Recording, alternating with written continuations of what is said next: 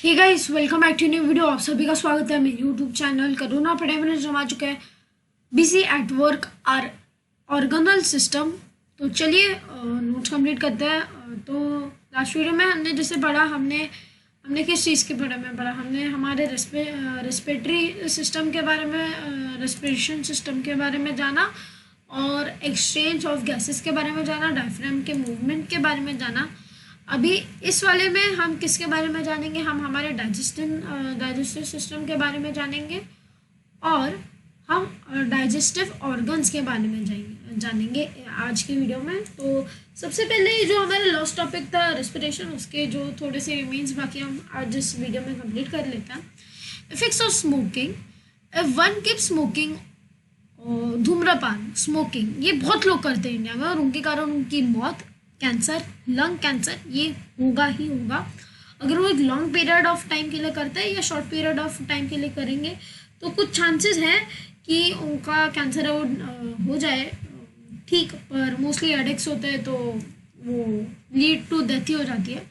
अगर कोई स्मोक करते रहे एक लॉन्ग पीरियड ऑफ टाइम के लिए, द टॉक्सिक सब्सटेंस जो होता है उसमें वो रेस्पिरेटरी ट्रैक्स जो होते हैं, ब्रीदिंग एरिया, वहाँ पे फंस के रह जाता है, वो सारा कलेक्ट हो जाता है। एज ए रिजल्ट जो हवा आनी चाहिए वो रहती नहीं है, वो सफोकेट हो जाती है, वहाँ पे ना आ पाती है ना जा पाती है। इसके कारण आप ब्रीथ नहीं कर पाओगे तो मर जाओगे।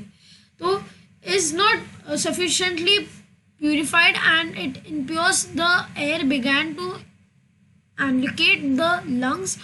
तो जो मेन टॉपिक क्या रहता है, अच्छी हवा ले और बाहर गंदी हवा छोड़ दे। पर जब अच्छी हवा लेते वक्त ऑक्सीजन आप जब ले रहे हो, तभी अगर ऑक्सीजन आते आते कार्बन डाइऑक्साइड में अंदर बदल जाए तो क्या होगा? क्योंकि जो यहाँ पे ये विंड पाइप है, यहाँ पे पूरा काला काला हो जाता है जब आप बहुत टाइम तक स्मोकिंग करते हो। अगर यहाँ पे काला काला हो गया, अगर यहाँ पे पूरा कार्बन डाइऑक्साइड बैठ गया तो जो भी आप ऑक्सीजन लोगे उसका कोई फायदा नहीं है, क्योंकि लंग्स में कार्बन डाइऑक्साइड ही जाना है और ये ज़्यादा टाइम तक होगा तो आप मर जाओगे। ये दिखाता है कि स्मोकिंग के इफेक्ट्स क्या क्या है।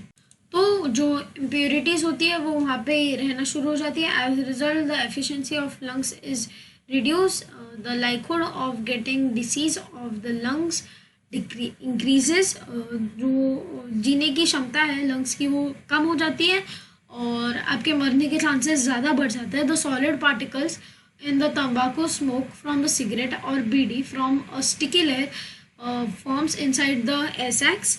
This reduce the amount of oxygen supplied to the body। तो इसके पहले जो हुआ मैंने रीज़न दिए, इस रीज़न तक कोई ना कोई जिंदा रह जाएगा, वो बच जाएगा। वहाँ का जो एरिया है वो कोई दवाइयाँ लेके साफ किया जा सकता है। अगर वो एक बार आपके एयर सैक्स तक पहुँच गया, सिगरेट और बीड़ी का जो स्टिकी लेयर होता है, तो फिर कोई आपको बचा नहीं सकता, कैंसर हो चुका है वो फिर। This reduces the amount of oxygen supplied to a body. In addition, some toxic substance in the tobacco also entered the air sacs. This ill effect lead to disease of respiration organs, including life-threatening disease like lung cancer। जैसे कि मैंने आपको बोला, इस stage पर आपको lung cancer ये जो है ये सीवियर स्टेज तक हो जाएगा। इसके साथ जो तंबाकू की जो टॉक्सिक सब्सटेंस होता है वो भी वहाँ पे जाके बैठ जाता है। ये इल इफेक्ट के कारण आप सांस नहीं ले पाते हो और इसके कारण आप मर सकते हो। पैसिव स्मोकिंग क्या होता है? If people are there around us who smoke, then we may have to face their consequences of smoking even we don't smoke ourselves। That is why if there is now a ban on smoking in public places।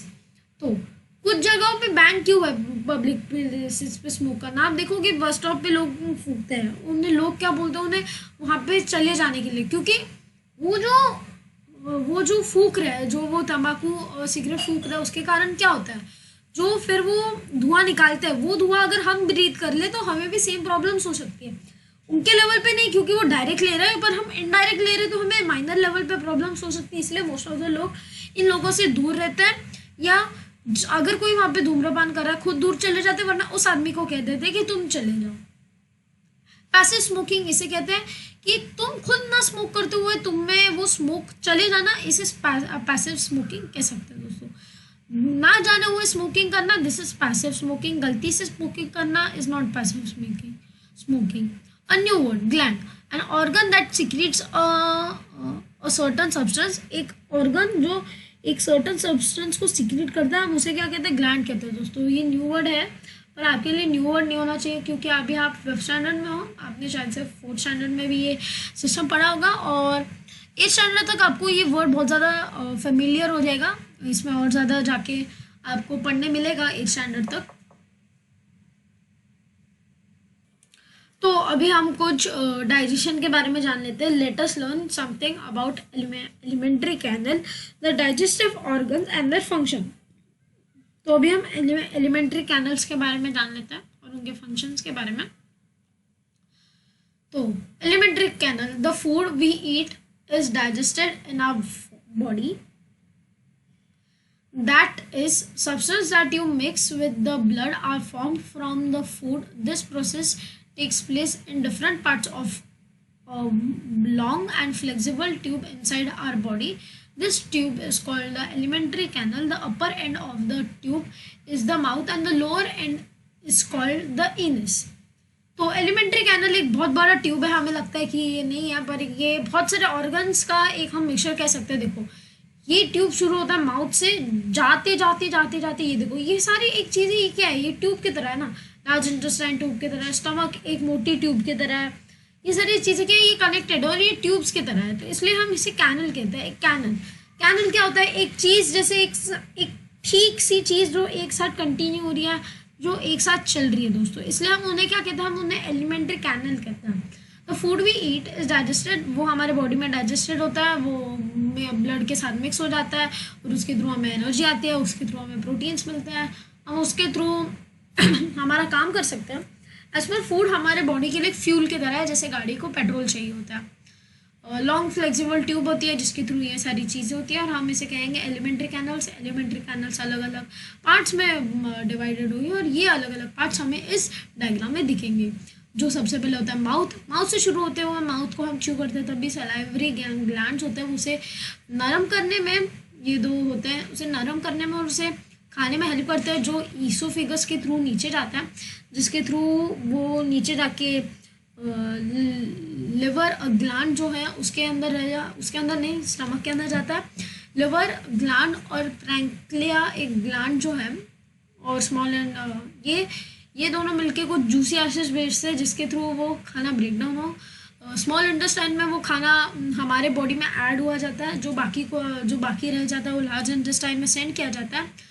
फिर जो large intestine में send किया जाता है उस खाने से पानी ऑब्जर्व हुआ जाता है, जो बच्चा को जो पानी रहेगा, और वो पानी ऑब्जर्व किया जाता है। फिर जो बाकी रहता है वो हमारे बॉडी के बाहर निकल जाता है, जो आप सुबह उठते पॉटी करते हो, वही अनडाइजेस्टेड खाना होता है, जो आपके बॉडी ने डाइजेस्ट ना किया हो उसे हम पॉटी कहते हैं। तो ये आपकी एनस के थ्रू बाहर आ जाता है, ठीक है। तो ये पूरी हो गई डाइजेस्टिव सिस्टम की ये कैसे काम करता है, डाइजेशन कैसे होता है, शुरू कहाँ से होता है, एंड कहाँ पे होता है। The different parts of the elementary canal have different structures and the function of these different parts are called the digestive organs. Certain glands outside the elementary canal assist the process of digestion.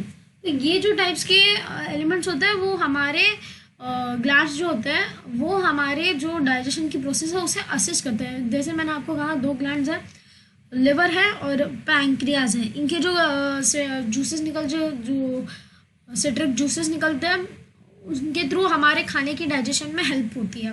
इसके कारण वो glands कहा जाता है, वो normal organs नहीं होता। Digestive system, okay, मैं आपको लिवर से लेके एक फन फैक्ट बता दूँ तो लिवर को अगर हम एक परसेंटेज के हिसाब से चले, अगर समझो ये पूरा लिवर है वो 100% है, अगर उसका 75% डैमेज हो गया, ठीक है, और 25% रह गया, तो उस 25 में से जो बाकी 75 है वो वापस रीग्रोथ हो जैसा है। जैसे हमारी अगर एक जगह से स्किन कट जाती है तो वहाँ पे वो स्किन वापस आ जाती है, वैसे ये जो लिवर है ये ऑर्गन 25 के अगर नीचे डैमेज हो गया तो वो वापस रिकवर नहीं हो पाएगा। अगर 25 से ज़्यादा या 25 तक हुआ तो जो बाकी का पार्ट बाकी है वो रिकवर हो सकता है लिवर का, वो खुद नया जनरेट होकर नया लीवर सा बन जाएगा। इसलिए लिवर को एक इम्पोर्टेंट ग्लैंड कहा जाता है। और लिवर खराब किससे होता है? अल्कोहल, दारू पीने से लिवर खराब होता है दोस्तों। और लिवर खराब होने के फिर बहुत बुरे बुरे कॉन्जिक्यूटिव्स होते हैं, जिसके थ्रू आप अपना खाना डाइजेस्ट नहीं कर सकते हो। डाइजेस्ट नहीं किया तो आपको कॉन्स्टिपेशन की प्रॉब्लम्स आती है, आपको पॉटी की प्रॉब्लम्स आती है, जिसके थ्रू आपका जो दिनचरण है, जो आपका सिस्टम है डे का, वो खराब हो जाता है। Digestive organs, the process of digestion begins as soon as food is taken into our mouth. तो डाइजेशन की प्रोसेस क्या होती है? खाना जैसा मुंह में लेते हैं वैसे डाइजेशन की प्रोसेस शुरू हो जाती है। पर ये जो डाइजेस्टिव ऑर्गन्स है, ये प्रोसेस मैं आपको नेक्स्ट वीडियो में एक्सप्लेन करूँगा। तो आज के लिए बस आई होप आपको वीडियो पसंद आएगा। अगर वीडियो पसंद आएगा, वीडियो को लाइक, वीडियो को शेयर, चैनल को सब्सक्राइब, और तब तक के लिए गुड बाय।